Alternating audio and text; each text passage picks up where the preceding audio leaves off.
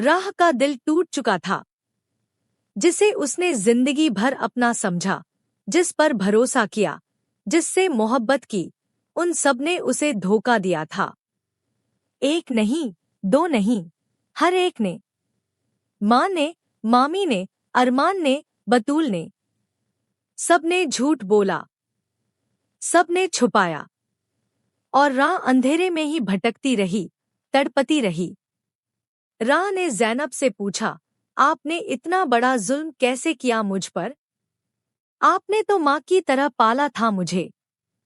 तो क्या वो मोहब्बत झूठी थी? आपका दिल नहीं तड़पा जब आपने मेरी माँ को मुझसे दूर रखा?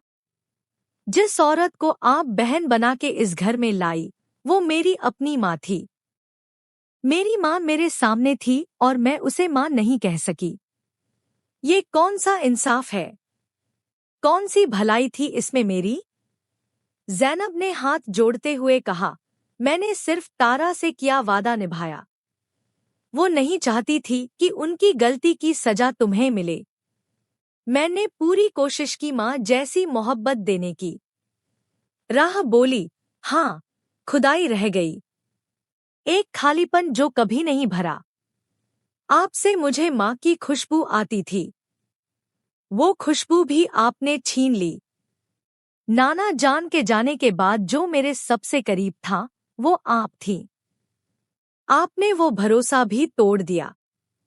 मेरा मान, मेरा प्यार, मेरा यकीन, सब कुछ।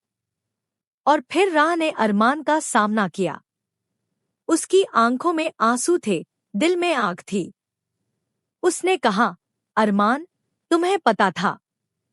बचपन से तुम्हें सब पता था। तुम मेरे दोस्त थे, मेरे हमदर्द थे, मेरी मोहब्बत थे। अगर पूरी दुनिया झूठ बोलती तो मुझे दुख नहीं होता। लेकिन तुम्हें झूठ नहीं बोलना चाहिए था अरमान।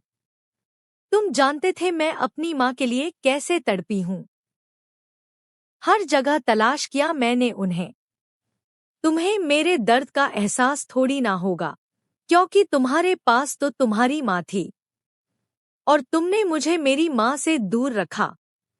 अरमान ने कांपती आवाज में कहा, राह, मैं 11 साल का था जब मुझसे कहा गया कि मैंने तुम्हारा ख्याल रखना है।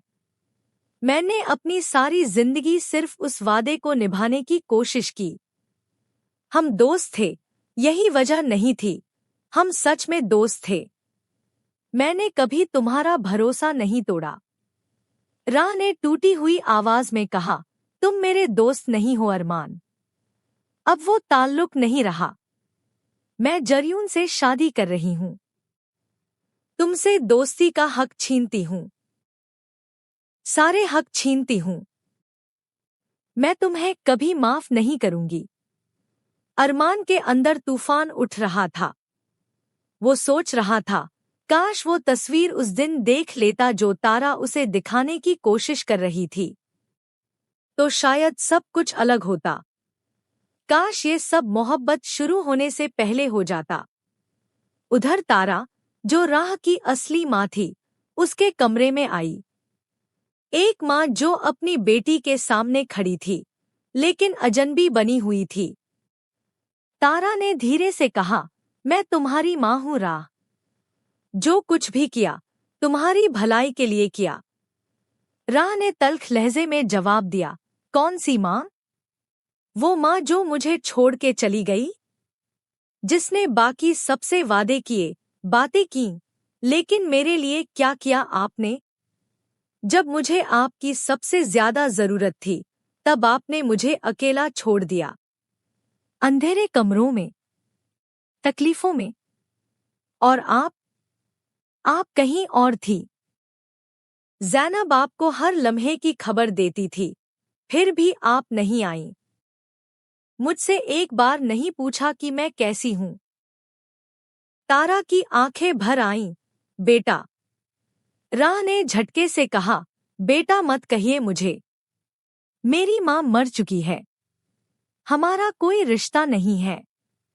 उसके मामू ने बीच में आकर समझाने की कोशिश की, राह सुनो, उस वक्त हालात ऐसे बन गए थे। सब तारा के खिलाफ हो गए थे। उनसे गलती हुई, लेकिन इंसानों से ही गलतियां होती है। राह बोली, आपने मुझे क्यों नहीं बताया? हॉस्पिटल में जब उन्होंने मेरा हाथ था तो मुझे लगा था कि किसी अपने का एहसास है। अगर बस एक बार कह देते कि ये वही है जिन्हें मैं ढूंढ रही थी, तो क्या चला जाता आपका?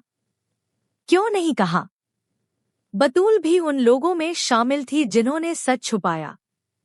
राह उससे भी भिड़ी। राह की आवाज कांप रही थी।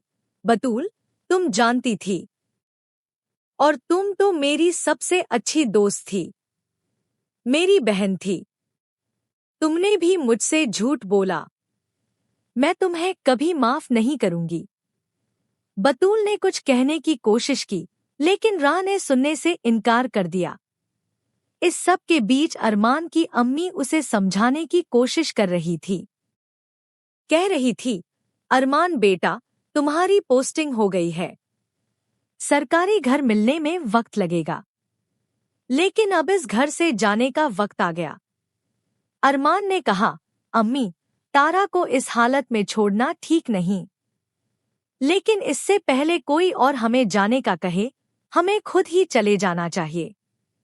अम्मी ने कहा, मुझे डर है, कहीं वो लोग तुम्हें मुझसे छीन न लें। अरमान ने मुस्कुराते हुए कहा, मैं कोई खिलौना नहीं हूं अम्मी, और न ही कोई छोटा बच्चा। लेकिन आप सही कह रही हैं, यहाँ से जाना होगा। उधर दूसरे कोने में सितारा को लेकर घर में चर्चाएं हो रही थी। एक औरत जो अचानक वापस आई थी, जिसके आने से हरदीव का रवैया बदल गया था। उसकी बीवी बेचैन थी। हरदीव अब मुझसे ठीक से बात भी नहीं करता। जब से ये आई है, उसके पैरों में बैठा है। मुझे तो ये भी पता नहीं कि कहाँ गई थी इतने अरसे, किसके साथ रही। और कबीर, जो अदील साहब के घर जाने वाला था, वो अपने मन में खोया हुआ था। सोच रहा था कि इस शहर में वापस आएगा, ये सोचा भी नहीं था। बहुत कुछ बदल गया, और मैं भी बदल गया, सिर्फ तुम्हारी वजह से, सितारा। तुमने पलटकर एक बार भी मेरा हाल नहीं पूछा। मेरे बाप का जो नुकसान हुआ, वो आज भी मुझे बेचैन करता है। राह अपने कमरे में बैठी थी। उसके अंदर एक तूफान था। माँ मिली थी, लेकिन नाना जान चले गए। अरमान पर भरोसा किया था, वो टूट गया। ज़ैनब पर यकीन था, वो भी झूठा निकला। बतूल सबसे करीबी दोस्त थी, उसने भी धोखा दिया। अब राह ने फैसला कर लिया था, वो जरयून से शादी करेगी। यही उसका जवाब था इस दुनिया को। यही उसका बदला था। यही उसका दर्द था। मेरा मान, मेरा प्यार, मेरा भरोसा, सब कुछ तोड़ दिया आप लोगों ने। अरमान दूर खड़ा था। दिल में दर्द था, आंखों में आंसू थे। वो कुछ नहीं कर सकता था, बस देख सकता था। काश, काश वो वक्त पर सच बोल पाता। काश राह उसे समझ पाती। काश ये सब मोहब्बत से पहले हो जाता, लेकिन अब बहुत देर हो चुकी थी। तू जिंदगी है, तू आशिकी है, तू